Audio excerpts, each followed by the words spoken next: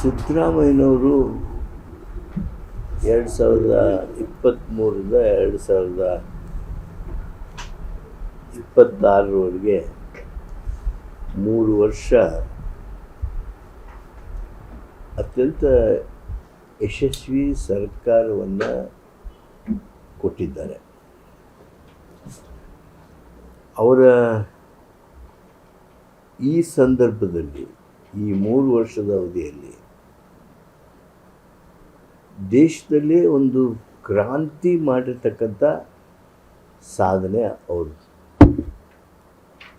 ರಾಜ್ಯದೊಳಗೆ ಪಂಚ ಗ್ಯಾರಂಟಿಗಳ ಮೂಲಕ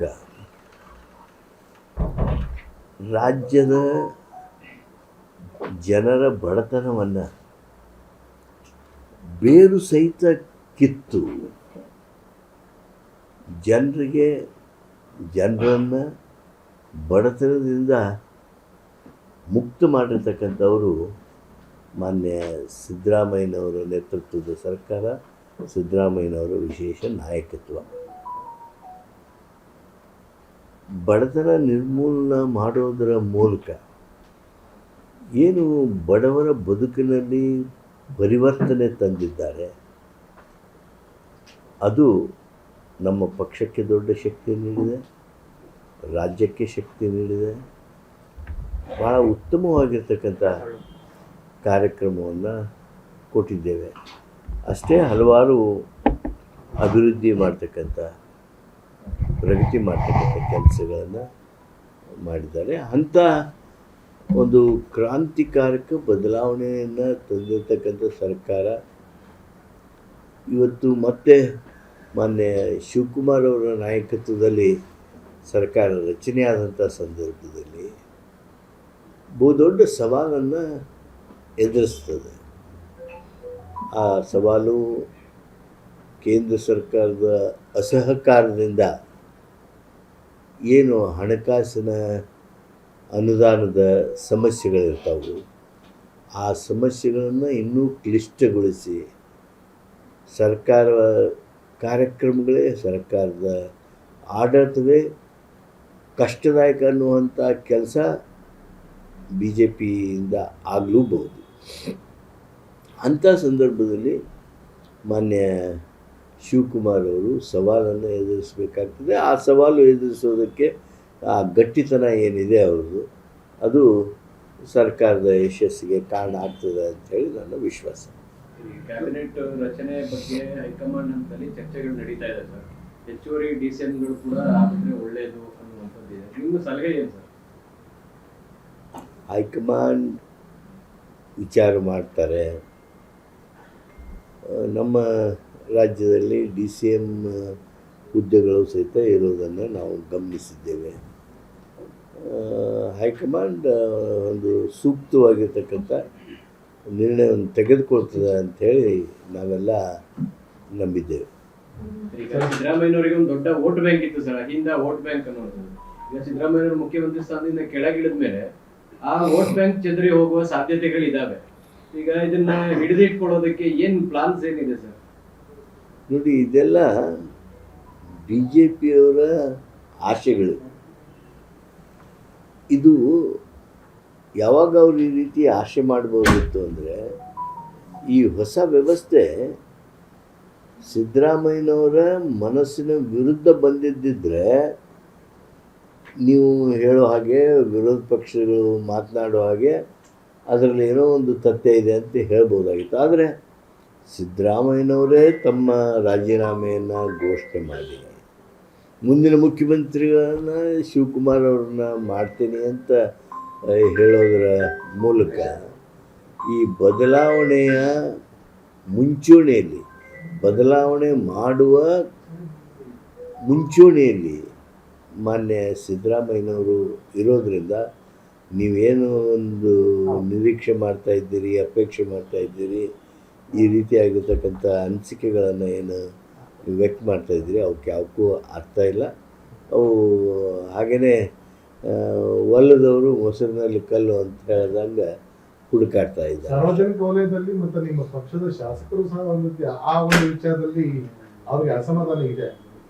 ಸಿದ್ದರಾಮಯ್ಯ ಹಿಂದೆ ನಾಯಕತ್ವ ಅಥವಾ ಅವರ ವಿಚಾರಧಾರೆಗಳಿಂದ ತುಂಬಾ ನಮ್ಮ ಪಕ್ಷಕ್ಕೆ ಲಾಭ ಆಗ್ತಿತ್ತು. ಅಂತ ಸಂದರ್ಭದಲ್ಲಿ ಈ ನಿರ್ಧಾರ ತೆಗೆದುಕೊಂಡಿರುವಂತದ್ದು ಆ ಪಕ್ಷಕ್ಕೆ ಮತ್ತೆ ಮುಂದಿನ ದಿನ ಸಂಕಷ್ಟ ಆಗ್ಬೋದು ಅಂತ ಆತಂಕವನ್ನು ವ್ಯಕ್ತಪಡಿಸ್ತಾರೆ. ಅದರಲ್ಲಿ ಸಾರ್ವಜನಿಕ ಮಾಧ್ಯಮಗಳದ್ದು ಪಾತ್ರ ಏನಿಲ್ಲ. ಸಾರ್ವಜನಿಕ ವಲಯದಲ್ಲಿ ಮತ್ತೆ ನಿಮ್ಮ ಅಲ್ಲಿ ಯಾರು ಏನು ವ್ಯಕ್ತ ಮಾಡ್ತಾರೆ ಗೊತ್ತಿಲ್ಲರಪ್ಪ. ನೀವು ಹಿಂಗೆ ಹುಟ್ಟು ಹಾಕ್ಕೊಂಡು ಪ್ರಶ್ನೆ ಕೇಳ್ತೀರಿ ಅಷ್ಟೇ. ಯಾರು ನಾವು ನೀನು ಕ್ಯಾಬಿನೆಟ್ ಮಂತ್ರಿಗಳು ಅಷ್ಟು ಇದ್ದೀವಿ ನಾವು, ಸರ್ವಾನುಮತದ ನಿರ್ಣಯಗಳಲ್ಲಿ ಪಾಲ್ದಾರರು ನಾವು ಎಲ್ಲರೂ. ನೀವೇನಾದ್ರು ಒಂದು ಕೇಳಿದ್ರೆ ಅದಕ್ಕೆ ಸತ್ಯ ಆಗುತ್ತಾ? ಯಾರು ಲೆಜಿಸ್ಲೇಟರ್ ನಿಮ್ಗೆ ಹಿಂಗೆ ಹೇಳಿದ್ರು? ಹಂಗೆ ಗಟ್ಟಿ ಕೇಳಿದ್ರೆ ಯಾರು ಇಲ್ಲಿ ಬಿಡ್ರಿ. ನೀವು ಹುಟ್ಟು ಹಾಕಿಕೊಂಡು ಇವತ್ತು ಈ ಏನು ಪತ್ರಿಕೆ ಅವರು ದೊಡ್ಡ ಇಂಡಸ್ಟ್ರಿಯಲ್ ಹೌಸಸ್ ಪ್ರಭಾವದೊಳಗೆ ಅಥವಾ ಅವ್ರ ಕಂಟ್ರೋಲ್ನಾಗ ಅದಾರ. ಅವ್ರಿಗೆ ಮನಸ್ಸಿಗೆ ತಕ್ಕಂಗೆ ಏನು ಸಾರ್ವಜನಿಕ ಅಭಿಪ್ರಾಯ ಕೆಡಿಸೋದಕ್ಕೆ, ಮುಂದೆ ಹೋಗೋರನ್ನ ಕಾಲು ಹಿಡಿದು ಜಗ್ಗೋದಕ್ಕೆ, ಅಥವಾ ತಪ್ಪು ಸುದ್ದಿಗಳನ್ನು ದೊಡ್ಡ ಏನು ನೆರೆಟಿವ್ ಅನ್ನೋಂಗೆ, ಪರ್ಸೆಪ್ಷನ್ ಅನ್ನೋಂಗೆ ಅದನ್ನ ಬಿಂಬಿಸೋದಕ್ಕೆ ಇವೆಲ್ಲ ಮಾಡ್ತಾಯಿದ್ದಾರೆ. ಇದು ಪ್ರಜಾಪ್ರಭುತ್ವದ ಈ ವ್ಯವಸ್ಥೆಯನ್ನು ಇನ್ನೂ ಹದಗೆಡಿಸ್ತಾ ಇದೆ, ಇನ್ನೂ ಅಶಕ್ತಗೊಳಿಸ್ತಾ ಇದೆ. ಒಂದು ಸೆಕೆಂಡ್ ಕೇಳ್ರಿ. ಈ ರೀತಿಯಾಗಿ ಮಾಧ್ಯಮ ಆಗಿರೋದ್ರಿಂದಲೇ ಕಾಕ್ರೋಚ್ದಂಥ ಪಾರ್ಟಿ ನೀವೇನು ಪಾಪ್ಯುಲರ್, ಮೋಸ್ಟ್ ಪಾಪ್ಯುಲರ್, ಹಿಂಗೆ ಪಾಪ್ಯುಲರ್, ಜಗತ್ತಿನಾಗ ಪಾಪ್ಯುಲರ್, ವಿಶ್ವ ಗುರು ಹಂಗೆ ಹಿಂಗೆ ಅಂತೇನು ಹೇಳ್ತಿದ್ರಲ್ಲ, ಅವರೆಲ್ಲರಿಗಿಂತ 2-4 ಪಟ್ಟು ಪಾಪ್ಯುಲರ್ ಆಗಿ ಹೋದರು. Just social media. The emergence of cockroach party is not against Modi only. It is the anguish against the present media of the country. Congress party ಕೂಡ ಸರ್ ಈಗ ಆಮ್ ಆದ್ಮಿ ಪಾರ್ಟಿ ಮುಖ ಅಂತ ಹೇಳ್ತಿದ್ದಾರೆ. ನೀವಂತೀರಿ ಅಲ್ಲ, ನೀವಂತೀರಿ ಮೊದಲ ಅಲ್ಲ, ನೀವಂತೀರಿ ಅದನ್ನು ಕಾಕ್ರೋಚ್ ಪಾರ್ಟಿ ಫಸ್ಟ್ ತೋರಿಸ್ಕೊಂಡಿದ್ದ ಆಮ್ ಆದ್ಮಿ ಪಾರ್ಟಿಯ ಕೇಜ್ರಿವಾಲನ್ನು ಅಲ್ಲಿ ಪೆಸ್ಟಿಸೈಡ್ ಹೊಡೆದು ಅವನ ಮುಖಾನ ಕಳಿಸಿ ಆಮೇಲೆ ತೋರಿಸ್ತಾ ಪ್ರಾರಂಭ ಮಾಡಿದರು. ಅವ್ರಿಗೆ ಆಮ್ ಆದ್ಮಿ ಪಾರ್ಟಿಗೆ ಅವ್ರ ಮುಖ ಇವ್ರ ಮುಖ ಅಂತ ನೀವು ಹೇಳ್ತೀರಿ. ಸತ್ಯ ಇದ್ದಿದ್ದಕ್ಕೆ ಸ್ವಲ್ಪ ಕ್ರೆಡೆನ್ಸ್ ಬೇಕಲ್ಲ. ಈಗ ಈ ಕ್ಯಾಬಿನೆಟ್ನಲ್ಲಿ ಹಿರಿಯರಿಗೆ ಹೆಚ್ಚು ಅವಕಾಶಗಳು ಸಿಗತ್ತಾ ಇಲ್ವಾ ಸರ್? ಹೈಕಮಾಂಡ್ನವರು ಬ್ಯಾಲೆನ್ಸ್ ಮಾಡಿ ಮಾಡ್ತಾರೆ.